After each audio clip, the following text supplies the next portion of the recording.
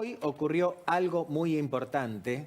De esto vamos a charlar con Cristian Ritondo. ¿Qué tengo acá? El comunicado de la Mesa Nacional de Juntos por el Cambio. Les voy a leer apenas un renglón y medio. Dice el comunicado de la Mesa Nacional de Juntos por el Cambio que se juntó hoy y que Ritondo participó y ahora nos va a contar los detalles. Dicen ellos, no vamos a prestar quórum y darle viabilidad a ningún proyecto que impulse el gobierno nacional o el Frente de Todos, mientras, y esta es la primera parte, mientras siga este atropello contra la Corte Suprema de Justicia. Vos, Cristian, me dirás si mi lectura es correcta o es equivocada, pero lo que de acá se desprende, según lo que yo veo, es que hasta que no cese el intento de juicio político contra los integrantes de la Corte Suprema, el Congreso está paralizado. A ver, si lo podemos simplificar. Dale. ¿Qué garantiza si hay un gobierno que le quiera hacer juicio a la Corte principalmente por dos resoluciones de la Corte? Si el gobierno nacional no acata lo que dice la Corte Suprema de la Nación, no hay ley. Entonces, ¿qué ley vamos a sacar para decirle qué a quién? ¿Para que vengan a invertir en la Argentina? Nadie. Te miran de afuera y te dicen, pero si el gobierno no hace caso a la Corte, ¿qué me queda a mí? O sea, cuando vos llevas adelante este tipo de cosas, rompes toda la lógica institucional de un país. Vos decís, si el gobierno no respeta la ley, ¿para qué vamos a hacer leyes? Eso es lo que planteas. Pero no le garantiza a nadie el respeto de esa ley. Una ley tiene que ser, después de sancionada, tiene que ser aplicable. Pero si hay un gobierno que no cree en la máxima autoridad judicial de la nación argentina, que es la Corte Suprema de la Nación, que es cabeza de uno de los tres poderes que divide nuestra Constitución. Es imposible. Pero digo, ¿quién podría ponerse una ley de blanqueo en el medio de esas discusiones y decir, voy a poner plata en la Argentina? Cualquier persona del mundo dice, no, mira, están locos ahí. Claro. O sea, es de irracionalidad. Entonces yo lo que creo es que mientras ellos creen que la discusión por los intereses personales, no institucionales, avanzan contra la Corte, escucharlo a Capitanich, escucharlo al canciller que da vergüenza, a Cerruti. La verdad es que nosotros somos la derecha golpista, mientras ellos son los que tiran 14 toneladas de piedra, te quieren tomar el Congreso, no entregan el bastón de mando, quieren ir contra la Corte Suprema. O sea, es irracional, lo decía Maxi, decían, es irracional lo que hacen. Entonces es muy difícil. No puede haber diálogo con alguien que no cree en la democracia, que no cree en las instituciones. No hay ámbito parlamentario para tener tipo de discusiones que te lleven a algún tipo de política. Digo, cuando vos vas contra la Corte, como está yendo y por lo que está yendo, porque la resolución habla de los dos hechos donde dictamina la Corte, que es el Consejo de la Magistratura y es lo de la Ciudad de Buenos Aires, donde ellos fueron parte, participaron de las audiencias.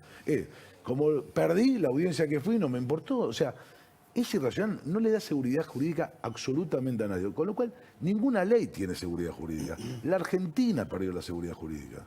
Digo, no, entonces, es muy difícil pensar en que en un Congreso donde se quiere llevar todo por delante, nosotros podamos estar discutiendo otra cosa, que no es defender la democracia, la libertad y la paz de los argentinos. Bien, fiscal Romero lo veía moviendo la cabeza. Quiero saber qué piensa. Que Carlos Santiago Nino, el gran jurista argentino prematuramente fallecido, dijo que Argentina era un país al margen de la ley. Y Ritondo dio, permíteme, una vuelta más de tuerca. Argentina es un país al margen de la lógica, porque si no se respetan los fallos de la Corte, ¿para qué vamos a hacer leyes? O sea, es una fórmula que parece un juego de palabras, pero que nos está pincelando lo que se está viviendo. Y es gravísimo. Y es mucho más grave que lo digan nuestros representantes. Es decir, él mismo, perdóname que te interprete, ¿no?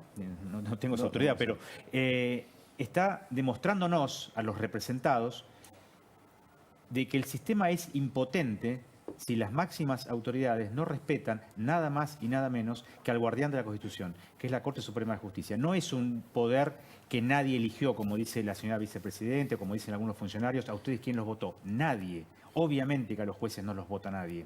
Y no debe ser votado por nadie en este sistema que hemos elegido. Mientras querramos seguir siendo una república representativa y federal, este es el sistema vigente. Si queremos ser una monarquía, bueno, habrá que consultar al pueblo y tal vez lo logren. Por ahora somos una república. Si se irrespetan los fallos judiciales, dejamos de serlo.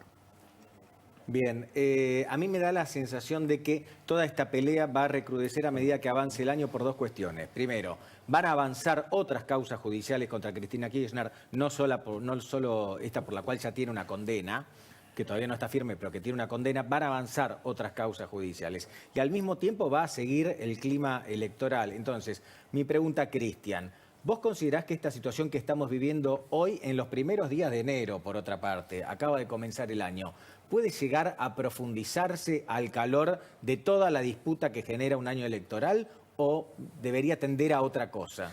Pablo, el kirchnerismo no respeta las reglas de nada. Entonces, cuando vos no respetás las reglas, no sabés a qué jugás. Vos vas a jugar un partido de fútbol contra 11 kirchneristas, entra el 12 y te dice está en el reglamento. Estás en el gol de la mano, te dicen vale. O sea, rompe, no hay reglamento. O sea, no hay forma de entender cómo es la forma con el kirchnerismo que tenés que sentarte a dialogar. El Parlamento, por hecho, tendría que ser un lugar de diálogo donde tengas, con una lógica de que la última elección empató casi el Congreso, y esa es la voluntad popular que en una intermedia te dice, a ustedes no, apoyo acá. Tendría que haber un lugar donde nos ponemos de acuerdo en qué temas tratamos. Ellos entienden que siguen adelante y se les caen las sesiones. Entonces, ya hay 3 sesiones donde se les caen, porque te quieren imponer el temario, que para nosotros está alejado de la realidad. No puede ser que no podamos poder legislar sobre ley de alquileres. Pero cuando es una necesidad y un problema que tienen los inquilinos y los propietarios. No podemos discutirla, porque el kirchnerismo no quiere discutir algo donde cualquier persona que le preguntamos, sin color político, te dice esta ley de alquiler me está arruinando la vida. Sí. El propietario dice yo no quiero alquilar y el inquilino dice no puedo pagarlo. Te voy a contar algo, Cristian. En realidad, y vos creo que lo mencionaste también a Capitanich, el problema no es que no solo no se ponen de acuerdo con la oposición. Da la sensación de que tampoco hay acuerdo entre integrantes importantes del Frente de Todos. Hoy detonó una parte del Frente de Todos Jorge Capitanich, el gobernador de Chaco. Escuchemos, Luis, qué decía Jorge Capitanich y después contamos el resto de la historia. 2 miembros de la Corte fueron designados por el 99 inciso 4 de la Constitución por decreto. Y después el Senado, obviamente, a mi modo de ver de una manera vergonzosa, lo han convalidado muchos de nuestro espacio, que en definitiva nuestro espacio, digo algunos miembros de nuestro espacio fueron cómplices para designar a esos jueces y que en definitiva hoy son los que políticamente actúan de la manera que actúan. Luis Gasulla, ¿yo escuché correctamente o Jorge Capitanich está acusando de cómplices a sus propios compañeros? Es muy posible que Capitanich ya sea parte de la audiencia que engrosa el rating del programa, porque la semana pasada te contamos quiénes eran esos cómplices. Acá estaba el listado de los votos afirmativos para nombrar a Rosati y a Rosenkrantz en el Senado. ¿Y quiénes habían votado a Rosati? Pará, déjame aclarar otra cuestión adicional y generemos expectativa. Esta información la presentó antes que nadie, la trajo al presente Luis Gasulla. Quería decirlo para que quede claro. De lo que está hablando hoy medio país y todo el Frente de Todos, lo contamos acá la semana pasada. Ahora sí, dale. La semana pasada estaba el listado. Fue el 15 de junio del 2016. A la tardecita, 58 senadores se levantaron con el pie derecho y votaron a Rosati. Mirá, estaba Jorge Alperovich, lo repasábamos la semana pasada. Estaba la mano derecha de Gildo Infran en Formosa, José Mayans. Bueno, muy Omar cercano Perotti, a la vicepresidenta Cristina Kirchner, Mayans ahora. Muy cercano. Omar Perotti también estaba.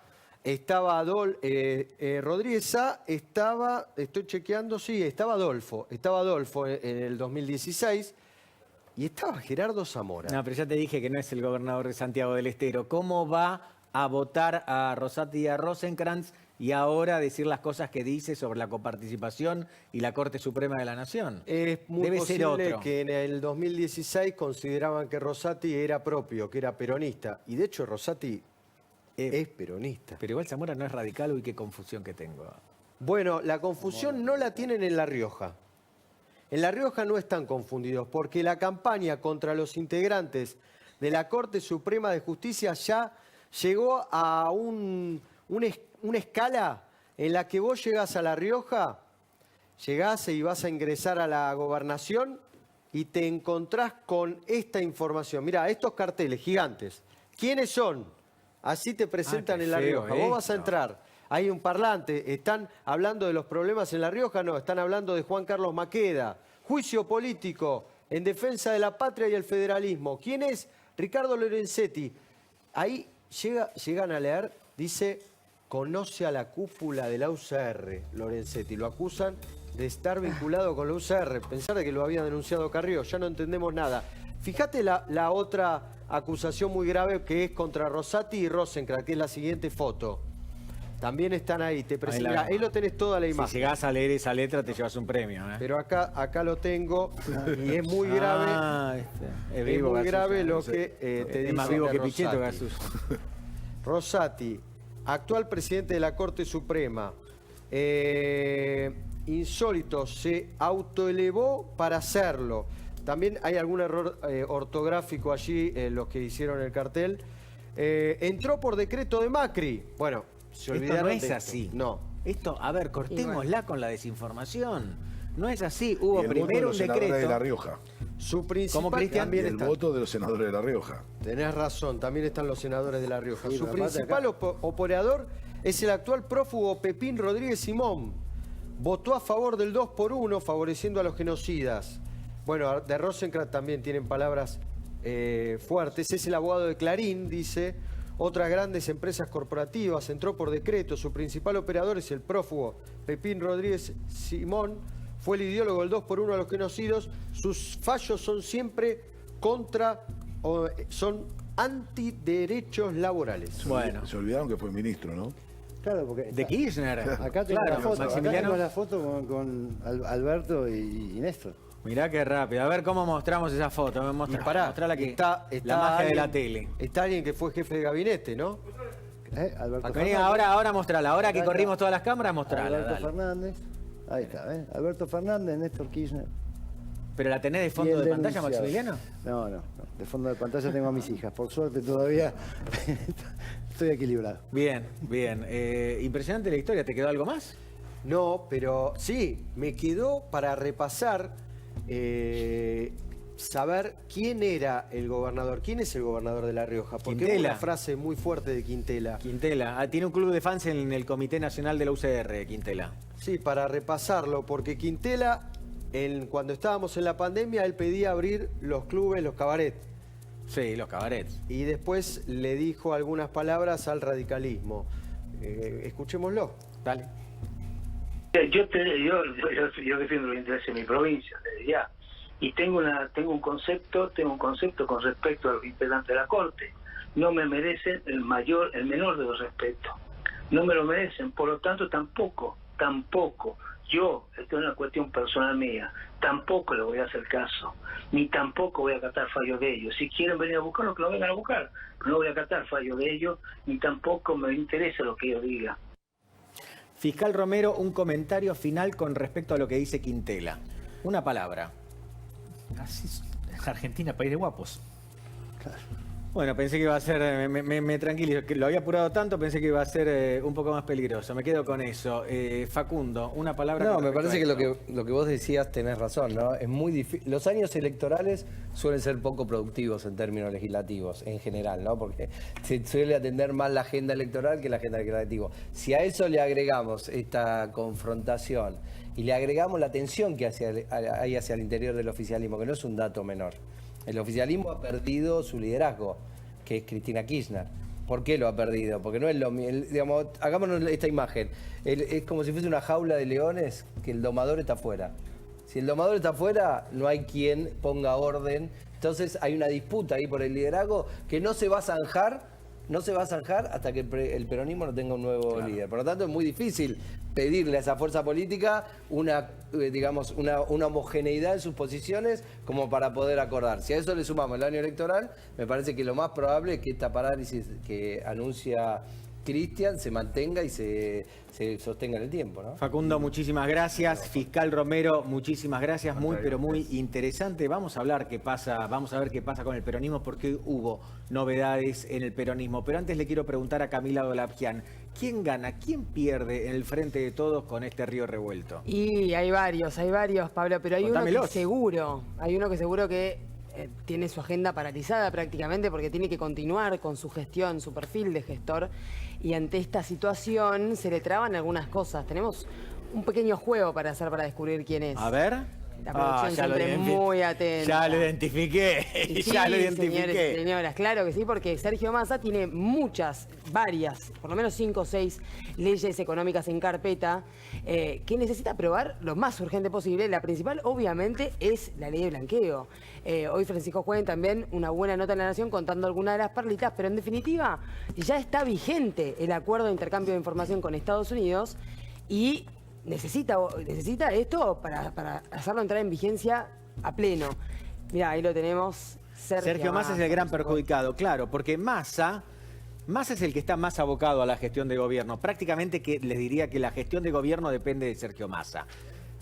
Sobre todo porque, no solo porque es el ministro de Economía, sino porque la economía es un problema totalmente acuciante en el país. Y necesita los dólares. Si Massa cree que si no se aprueba la ley de blanqueo, va a tener más dificultades con los dólares que las que ya tiene, que son enormes. Claro, va a tener problemas, obviamente, con Estados Unidos, porque es una de las promesas que se hicieron para poder aplicar el intercambio de información. Va a tener problemas con las divisas y va a tener problemas de recaudación también, en momentos que, salvo por algunos anabólicos del año pasado, 4, que fue dólar soja, algunos adelantos de ganancias, etcétera, la recaudación no venía muy bien comparado con la inflación. Entonces, la ley de blanqueo es clave para Sergio Massa, y entiendo que lo tenemos a Cristian para preguntarle acá, que va a estar trabada en el Congreso, por lo menos en las sesiones extraordinarias, y vaya a saber uno cuánto tiempo más. Conversando con Carolina Girard, la presidenta de la Comisión de Enjuiciamiento Político, nos comentaba que puede ser hasta 3-4 meses. Las sesiones extraordinarias no duran más de un mes y medio. Así que esto estaría trabado hasta según lo que la estrategia de Juntos por el Cambio y algunas alineaciones de los bloques intermedios, estaría trabado hasta en tanto se resuelva la cuestión de juicio político, cosa que le quita el sueño a Sergio Massa. Más allá de que tiene otras leyes en carpeta, como la de inversiones para agroindustria, la de inversiones para el gas natural licuado, incluso la reforma del INDEC, de la que conversamos ayer, que trae cierta crispación dentro y fuera de la coalición oficialista. Claro. Cristian, impecable. Camila, Cristian, de 1 a 10, ¿cómo está la gestión de Sergio Massa? Está en el marco donde tiene su peor enemigo para hacer cosas dentro de su propio gobierno. En el medio de lo que necesita él de reforma, que algunas creo que las hemos discutido, hemos avanzado, la de agro, la de gas, que son inversiones, que uno tiene que retocar, que se pueden mejorar, pero que van en el camino que podría ser correcto, son imposibles de discutir en el marco de la guerra institucional que tiene. Pero más allá de esto, que ayer la vocera presidencial y el canciller de la Argentina hablen de la Pero Macri y conjuguen los actos antidemocráticos que sucedieron en Brasil con el gobierno profundamente democrático que tuvo Cambiemos y Mauricio Macri en la Argentina, es romper el diálogo institucional. Porque Mauricio Macri fue nuestro presidente durante 4 años, y sigue siendo el referente más importante, por lo menos de mi partido, que es el PRO, y seguramente de Juntos por el Cambio. Entonces, cuando uno ataca institucionalmente, diciendo que son parte de una dictadura de financiamiento del terrorismo que quiere derrotar al gobierno así, y lo dicen en la boca del presidente, porque como bien decías vos, Pablo, la vocera presidencial habla en nombre del presidente. Claro que sí, claro. Acá y en el mundo. Entonces, si no saben lo que decir, entonces, tiene esa ruptura institucional, venimos del proceso de espionaje ilegal que salpica a funcionarios nuestros, venimos también de lo que quiere hacer la Corte. Entonces, en realidad, ¿cuál es dónde se puede sentar a dialogar para leyes que se pueden necesitar para la economía del país? La verdad es que en ningún lado. Y te quiero agregar una cosa más, Cristian. Acá en la Argentina las cosas pasan realmente muy rápido. Estamos en los primeros días de enero, pero en los últimos días de diciembre se detonó todo en la Cámara de Diputados cuando Cecilia Moró, dio marcha atrás con una decisión con respecto al Consejo de la Magistratura. ¿Se acuerdan que fue un papelón y terminó pero muy mal? Bueno, ahí también terminó herida la relación, Cristian, oposición-gobierno. A eso se le suma el juicio a la Corte, el juicio político, las palabras que vos acabás de mencionar. Entonces la pregunta que yo te hago es, ¿qué hacemos en el medio de todo esto? ¿Qué se puede hacer para que 47 millones de argentinos, veamos que se está moviendo un poco la cosa para el lado correcto, por A ver, decirte algo. Básicamente defender la libertad, defender la Corte sí para el lado correcto. Lo decía el fiscal Marcelo Romero hace 2 minutos y creo que cualquier persona conocedora de la justicia, de la legalidad, de la Constitución, de los negocios internacionales, van a plantear que en una batalla donde un gobierno va contra una Corte, no hay seguridad jurídica en el país. Cualquier ley que se sancione no sirve absolutamente nada porque cae en el vacío. Tuve la suerte de tener un fiscal al lado para que repita lo que yo vengo diciendo. No hay ley posible en un gobierno que está peleado con la ley, con quien tiene que, con la Corte Suprema. En cualquier parte del mundo, digo, es repetir lo que hizo Venezuela, lo que hizo Nicaragua, lo que hizo esos países que después van contra el Congreso, van contra el periodismo. Lo vemos nosotros. Mientras nosotros hacemos un pedido de informe y contestan haciéndole juicio a Joaquín Morales Solá y a Santoro, al diario Clarín y Nación, porque repiten lo que mismo Rossi ha dicho sobre espías que sí están detrás de las operaciones de los chats contra funcionarios y de espionaje ilegal.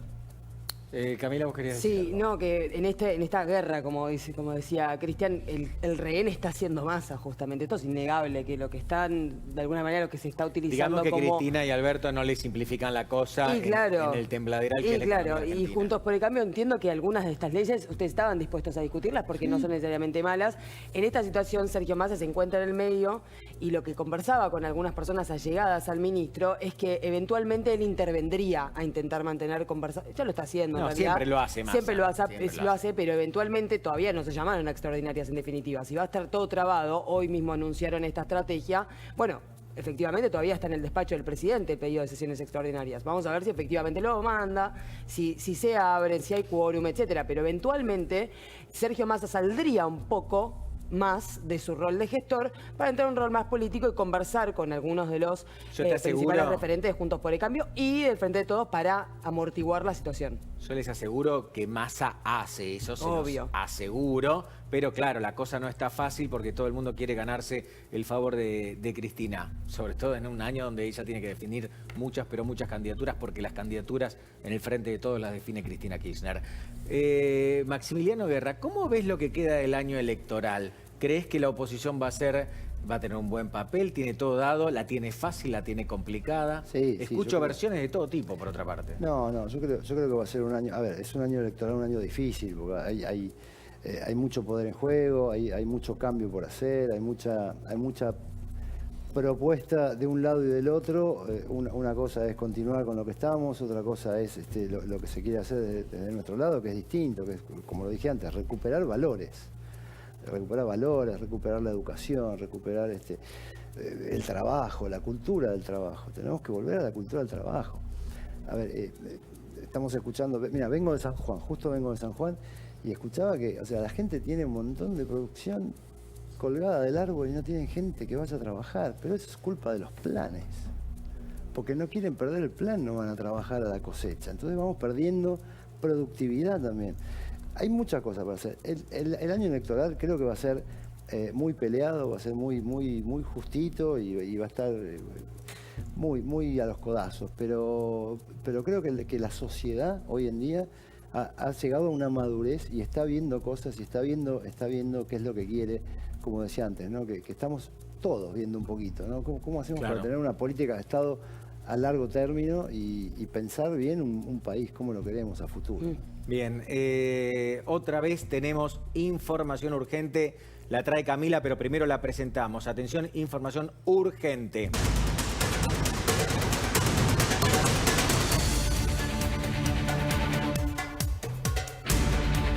Otra vez un bloqueo a una empresa pyme. Estamos viendo las imágenes. Hubo agresiones, hubo golpes. Esta empresa no puede trabajar. Denuncia agresiones y toda la información la trae Camila Dolapián. Pablo, estamos viendo las imágenes de Cristian y Natacha Fernández, dos hermanos dueños de una empresa en el sur, en Río Negro, trabajan principalmente en Vaca Muerta.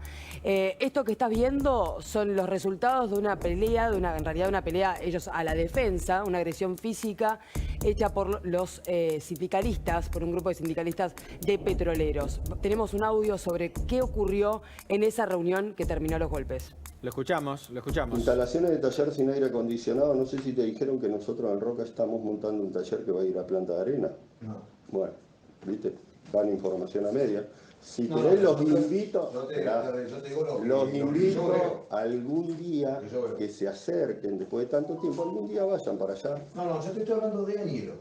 De Añelo te estoy hablando. Te estoy diciendo que lo que va a haber allá va a Amigo, Añelo. bajá un cambio porque nos está tratando como que no tenemos ni idea. Va La Añelo. gente sí hace más de 12 horas, la gente sí está en permanencia dentro de la planta. Entonces, si vamos a no volver, estamos hace un montón de tiempo y los reclamos de horas que yo te dije, No te hagas lo hice problema. yo y no tengo te hagas ninguna problema. respuesta. No, pero no No, engañes, vos a mí no porque sé si quién sos, no tengo ni idea de quién sos. No era, ¿Sí? a ver, la realidad, no. A ver, si, Cristian, yo no te conozco, te conocí ayer por teléfono. Estoy tratando cada punto. Pero si los puntos están todos en falencia, no tenés nada arreglado. Les estoy diciendo. 8 horas de labura la gente. ¿Y qué le llamás? No, 8 horas, te dije, trabaja De 8 a 20.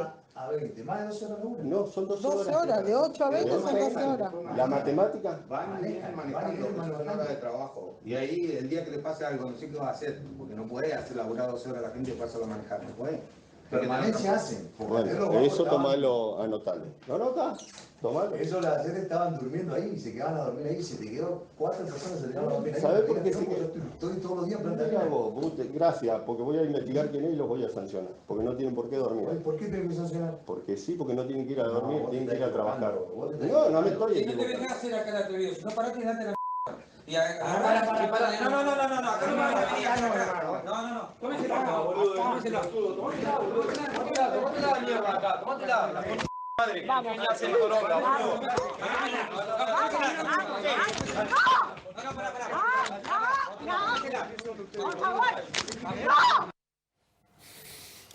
Camila, contanos Tremendo. específicamente qué es la última parte de esta conversación que acabamos de ver y de escuchar. La última parte es Ernesto Inal, el segundo del Sindicato de Petroleros Privados, comenzando una agresión física contra Natacha, contra Cristian Fernández y su padre, que es el ex dueño o titular de la empresa. Esto terminó con ellos en el hospital, constatando los daños que habían sufrido. La reunión duró exactamente 6 minutos y 46 segundos, porque Natacha, cuando detectó que la situación estaba rara, los hicieron esperar alrededor de 45 minutos en la sede del sindicato. Después te voy a contar por qué los citaron ahí. Decidió grabar un audio en el mismo chat de WhatsApp de su papá. Y con esto pudo demostrar, y está intentando demostrar en la justicia, ya hay una denuncia penal tramitando en la Fiscalía de Neuquén, está buscando justamente tener pruebas de lo que ella intuía iba a ocurrir y terminó ocurriendo. La situación comienza el año pasado, cuando esta empresa, que se llama SCL, se dedica básicamente a las cintas transportadoras dentro de un montón de industrias, entre ellas y principalmente la petrolera, estaban por ganar una licitación con YPF. ¿Por qué estaban por ganarla? Porque ellos ya venían proveyendo servicios a la empresa estatal. ¿Y qué pasa? YPF tiene firmado un acuerdo con Petroleros que dice que todo prestador de servicios de la empresa, no importa qué rubro se dedique, sus empleados tienen que estar enmarcados en Petroleros. Entonces diciendo, bueno, creemos o esperamos o tenemos ganas de ganar esta licitación, vamos a pasar nuestros, les muestran el acuerdo marco y le dicen, bueno, vamos a pasar nuestros empleados de la UOM, que era donde estaban hace 25 años sus 27 empleados, al sindicato de petroleros. Finalmente ganan la licitación, pero estas dos decisiones, una de ellas una buena noticia para la empresa porque era un acuerdo millonario, y otra, la decisión de cambiarlos a petroleros, terminan siendo el peor dolor de cabeza para esta empresa, que empezó a vivir una serie de aprietes de distintos estamos tipos. viendo, sí. Exactamente. Bueno, esos aprietes terminan en estas imágenes. Uno de ellos, por ejemplo, te cuento uno muy curioso, tuvo que ver justamente con la final del Mundial. Porque el día siguiente a la final del Mundial, el sindicato decreta que iba a haber un asueto. Pero claro, ellos no se dedican solamente a lo petrolero, se dedican a trabajar con empresas alimenticias, empresas mineras, Sí. empresas... Bueno, entonces, ¿qué es lo que dice? Bueno, no, que no van a ir a trabajar a la planta de YPF o ninguna otra petrolera, pero necesitamos que trabajen en otras cuestiones. Finalmente, por aprietes, no van a trabajar. Pero el día siguiente se decreta feriado. Y dicen, no, nosotros no podemos aguantar tanto tiempo sin trabajar. Les pagamos doble. No está prohibido por ley trabajar un feriado. Finalmente, ¿sabes qué hace el delegado de Añelo allá en la provincia de Neuquén? Los hace sentarse a los empleados durante 8 horas en el comedor de la planta de YPF para que no trabajen. Los deja Una cosa sentados delirante. 8 horas en la empresa. Quiero preguntarle a nuestros dos invitados. Primero, Cristian Ritondo, ¿qué hacemos con el sindicalismo malo? Porque no quiero creer, me resisto a creer que todo el sindicalismo es malo. ¿Qué hacemos con el sindicalismo que no te deja progresar? Combate contra su propia fuente de trabajo. Además, me parece suicida, ¿no? En términos laborales. Vos vas contra los trabajadores, contra las empresas, hay menos trabajadores formales, menos personas que se asocian o se afilian a los sindicatos. Parece que lo que hay que tener es una escuela sindical que entienda que hay derechos laborales. Tenemos que ir a una reforma, modificación, modernización laboral que permite que la actividad privada ingrese. Ahora, hay un funcionario de gobierno, te interrumpo con esto, hay un funcionario de gobierno, Antonio Aracre, que sugirió, deslizó como una cuestión propia que habría que ir hacia otro marco laboral. Lo destrozó Pablo Moyano, a uno propio, ¿eh? Eso, pero digo, no asumió, es del gobierno científico, ¿no? Pablo Moyano o Aracre. No, Aracre. El del gobierno científico viene de CEO. Funcionario, viene de CEO, claro. No. Podría haber sido funcionario de ustedes. No, por eso digo no, porque el gobierno científico se acabó. Lo que creo es que, más allá de la posición de Moyano y de algunos líderes sindicales, la Argentina tiene que ir para donde va el mundo, y esto lo decía Maxi. Digo, el mundo va hacia modernización laboral porque quienes ingresan al mercado laboral hoy, los jóvenes, ingresan de otra manera, no lo miran pensando que se van a quedar en una empresa toda su vida, sino van a cambiar de trabajo, van a innovar en el trabajo. Entonces, me pensar con las mismas leyes que hace 50, 60 años atrás, es atrasar a Argentina también en las reformas que tiene que hacer para que el mercado laboral se agrande. Porque aparte, si no agrandamos el mercado laboral, no vamos a tener cajas de jubilaciones que puedan sostener jubilaciones dignas en la Argentina. Quiero darles un dato a propósito de esto. Creció exponencialmente la cantidad de monotributistas en la Argentina. Con esto quiero decirles, cuando les cuenten los datos de empleo, ojo, porque hay que ver cómo está compuesto ese empleo. Maximiliano Guerra, ¿qué pasa si hay una pyme que no puede trabajar por un grupo de sindicalistas que atenta contra su propia fuente de trabajo? A ver, es un poco lo que se estaba hablando, o sea, un poco todo junto lo que se estaba hablando, porque todo se concatena, ¿no? Lo que estaban hablando de las leyes, el gobierno que va contra la Corte Suprema, un país que está fuera de la ley.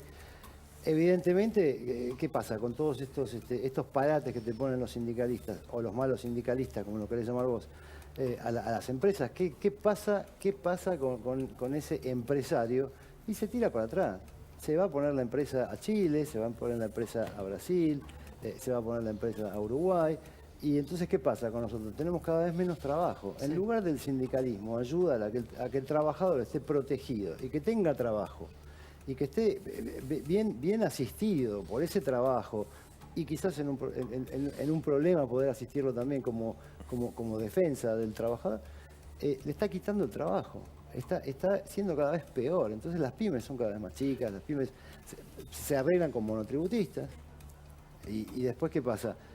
Usan 2 o 3, después ¿qué hace? Aparte, un joven hoy, tiene razón Cristian lo que está diciendo, un joven hoy no piensa en entrar, como pensábamos antes, entrar a una empresa y quedarnos toda la vida y jubilarnos ahí. No, el desarrollo va y es tan rápido, tan veloz que los tipos cambian, los chicos quieren cambiar. Pero también eso tiene que ver con qué, con que van cambiando porque tampoco la empresa se puede desarrollar si tiene estos bloqueos. No, lógico, Sí, bueno, lógico. Efectivamente, a lo que decís, Maximiliano, efectivamente ellos tienen 27 empleados, pero para la cuestión petrolera necesitan 20, con lo cual, si esta situación no se revierte, porque las empresas a las que le proveen servicios los llamaron y le dijeron, nos llamaron de gremio, no podemos trabajar con ustedes hasta en tanto, por lo menos no baje la espuma de esta situación. Entonces, por eso no están trabajando hoy en día. Y de esos 27 empleados hay por lo menos 20, según sus cálculos, que directamente no tendrían nada que hacer en la empresa si ellos pierden los contratos, algunos formales, otros no tanto, porque es más de provisión eventual de servicios, que tienen con sus proveedores y sus clientes. Entonces, fíjate la pérdida que generaría para los propios trabajadores. Sí, pero aparte también hay una cosa bueno, que Patricia la propone todo el tiempo, que es, bueno, hay que terminar con la mafia sindical, porque hay mafias ahí adentro, y tenemos que terminar con esas mafias, porque la ley tiene que ser para todos igual. Y las cosas que hacen fuera de la ley, o no, las cosas que hacen fuera de la ley hay que pagarlas. O sea, no podemos permitir que vayan y hagan lo que quieran. Bueno, esto que decís resulta bastante evidente. La verdad, es bastante sencillo, hay solo que hacerlo. Nos quedamos ya sin Pablo, tiempo. Sí, dale. En la Argentina todo empieza a funcionar si el que rompe paga. Sí. Porque si en Argentina el que rompe no paga, tenés repetición de cosas que tienen que ver con lo gremial, con lo político, con los hechos judiciales, con lo que pasa en la calle, con la venta de droga, con el homicidio. O sea, si vos no pagás lo que haces, Argentina es muy difícil recuperarla. Por eso, es bastante sencillo, ¿no? Al menos decirlo no debería ser tan difícil hacerlo. Cristian Ritondo, muchas gracias, muchas gracias a ustedes por venir. Maximiliano Guerra, un placer. de nuevo por la Quiero saludar a invitación. mis compañeros. Luis Gasulla, Camila Dolapian, impecables como siempre. Enseguida venimos con Hugo Machiavelli y Laura Di Marco y Hugo Machiavelli.